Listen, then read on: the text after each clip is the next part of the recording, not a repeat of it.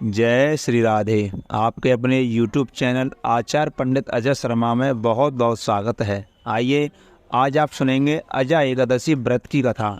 हिंदू धर्म में भाद्रपद मास में कृष्ण पक्ष में मनाई जाने वाली एकादशी को अजा एकादशी के नाम से जाना जाता है, जो इस साल 29 अगस्त 2024 को पड़ रही है। मान्यता है इस एकादशी की कथा सुनने एवं पढ़ने मात्र से सभी पाप नष्ट हो जाते हैं और पुण्य लाभ प्राप्त होता है। एकादशियों में यह श्रेष्ठ अजा एकादशी भाद्रपद मास में कृष्ण पक्ष में मनाई जाती है, जो कृष्ण जन्माष्टमी के तीसरे दिन आने के कारण बहुत खास मानी जाती है। व्रतराज ग्रंथ के अनुसार भाद्र मास की कृष्ण पक्ष की एकादशी तिथि को अजा एकादशी के नाम से जाना जाता है। सभी एकादशियों की तरह यह एकादशी भी भगवान विष्णु को समर्पित है। सनातन धर्म में अजा एकादशी का विशेष महत्व है।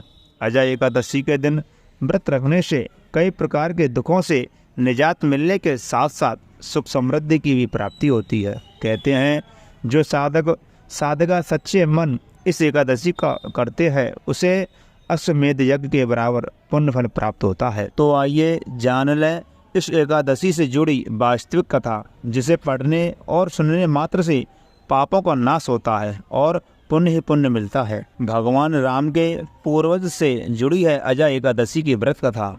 अजा एकादशी व्रत की कथा भगवान राम के पूर्वज इक्ष्वाकु वंश के राजा हरिश्चंद्र से जुड़ी है। राजा हरिश्चंद्र अत्यंत सत्यवादी राजा थे।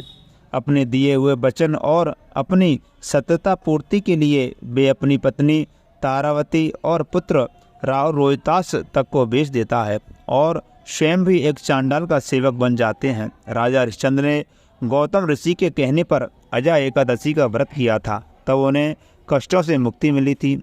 आइए विस्तार से जानते हैं यह कथा, जिसे स्वयं भगवान श्री कृष्ण ने युधिष्ठिर सहित अन्य पांडवों को सुनाई थी।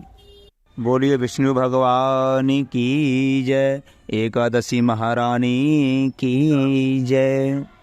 युधिष्ठिर ने कहा, हे पुंडरीकाक्ष, मैंने श्रावण शुक्ल एकादशी अर्थात पुत्रदा एकादशी का सविस्तार वर्णन सुना। अब आप कृपा करके मुझे भाद्रपद मास के कृष्ण पक्ष की एकादशी के विषय में भी बतलाइए। इस एकादशी का क्या नाम है और इसके व्रत का क्या विधान है? किसका व्रत करने से किस पुण्य फल की प्राप्ति होती है? श्री कृष्ण भगवान ने कहा, हे कुंती पुत्र, भाद्रपद मास के कृष्ण पक्ष की एकादशी को अजा एकादशी के नाम से जाना जाता है। इसका व्रत करने से सभी पाप नष्ट हो जाते हैं। इस लोक और परलोक में मदद करने वाली इस एकादशी व्रत के समान संसार में दूसरा कोई व्रत नहीं है। अब ध्यानपूर्वक इस एकादशी का माध्यम श्रवण करो। पौराणिक काल में भगवान श्री राम के वंश में अयोध्या नगरी में एक चक्रवर्ती राजा हुए थे, जिनका नाम राजा हरिश्चंद्र था।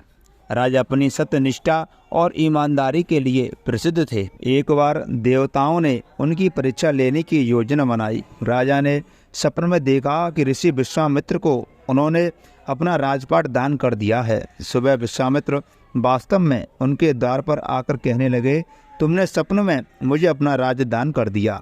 राजा ने सत्यनिष्ठ व्रत का पालन करते हुए संपूर्ण राज विश्वामित्र को सौंप दिया। दान के लिए दक्षिणा चुकाने हेतु राजा हरिश्चंद्र को पूर्व जन्म के कर्म फल के कारण पत्नी, बेटा एवं खुद को बेचना पड़ा। हरिश्चंद्र को एक डोम ने खरीद लिया, जो शमशान भूमि में लोगों के दाह संस्कार का काम करवाता था। स्वयं वह चांडाल का दास बन गया। उसने उस चांडाल के यहाँ कफन लेने का काम किया, किंतु उसमें इस आपत्ति के काम में भी सत्य का साथ नहीं छोड़ा। जब इसी प्रकार इसे कई वर्ष बीत गए तो उसने अपने इस नीच कर्म पर बड़ा दुख हुआ और वह इससे मुक्त होने का उपाय खोजने लगा। वह सदैव इसी चिंता में रहने लगा कि मैं क्या करूं, किस प्रकार इस नीच कर्म से मुक्ति पाऊं। एक बार की बात है, वह उसी चिंता में बैठा था कि गौतम ऋषि उसके पास पहुँचे। हरिश्चंद्र ने उन्हें प्रणाम किया और अपनी दुख भरी कथा सुनाने लगे।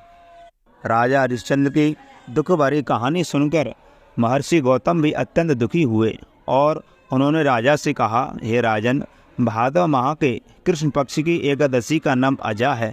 तुम इस एकादशी का विधान पूर्वक व्रत करो और रात्रि को जागरण करो, इससे तुम्हारे सभी पाप नष्ट हो जाएंगे। महर्षि गौतम इतना कहकर अंतर्ध्यान हो गए। अजा नाम की एकादशी आने पर राजा हरिश्चंद्र ने महर्षि गौतम के अनुसार विधान पूर्वक उपवास और रात्रि जागरण किया। इस व्रत के प्रभाव से राजा के सभी पाप नष्ट हो गए। उस समय स्वर्ग में नगाड़े बजने लगे और पुष्पों की वर्षा होने लगी। उन्होंने अपने सामने ब्रह्मा, विष्णु, महेश और देवेंद्र आदि देवताओं को खड़ा पाया। उन्होंने अपने मृतक पुत्र को जीवित और अपनी पत्नी को राजसी वस्त्र और आभूषणों से परिपूर्ण देखा। व्रत के प्रभाव से राजा को पुनः अपने राज की प्राप्ति हुई।